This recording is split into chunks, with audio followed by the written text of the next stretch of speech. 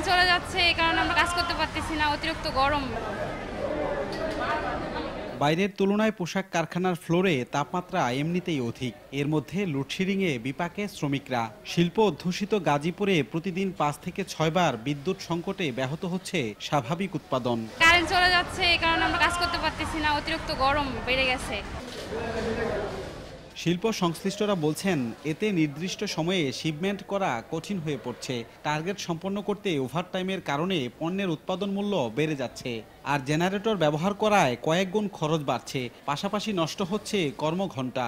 অনেক ক্যালকুলেটিভ হিসাব নিকাশ করে কিন্তু আমাদের টিকে থাকতে হচ্ছে।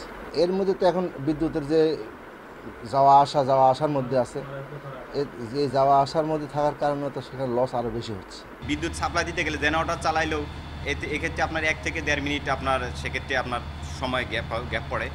1000 শ্রমিকের যদি আপনার 1 মিনিট করে হয়, তাহলে আপনার প্রতি শাটডাউনে আপনার 1000 মিনিট করে যায়। 1000 মিনিট মানে সেটা আপনার 16 ঘন্টা আপ। দেশের 1 নম্বর গ্লুকোজ ব্র্যান্ড গ্লুকোম্যাক্সটি একই এনার্জিতে এলো নতুন প্যাকে। গাজীপুর নগরীতে প্রায় 465 মেগাওয়াট বিদ্যুতের চাহিদার বিপরীতে 230 মেগাওয়াট শিল্প কারখানার জন্য বরাদ্দ। পল্লী বিদ্যুতের ঊর্ধ্বতন কর্মকর্তারা বলছেন, জাতীয়ভাবে উৎপাদন বাড়ানো না গেলে ঘাটতি কমানো সম্ভব না। শুক্র শনি এই দুটা দিন নর্মালি একটু ইমপ্রুভ করে, লোডশেডিংটা কম হয়, কিন্তু এছাড়া যে বিশেষ করে গরম তাপমাত্রার সঙ্গে সম্পর্ক থাকলে লোডশেডিংটা বেশি হয়। এ অবস্থায় সাধারণ গ্রাহকদের সাশ্রয়ী মনোভাব নিয়ে বিদ্যুৎ ব্যবহারের পরামর্শ সংশ্লিষ্টদের।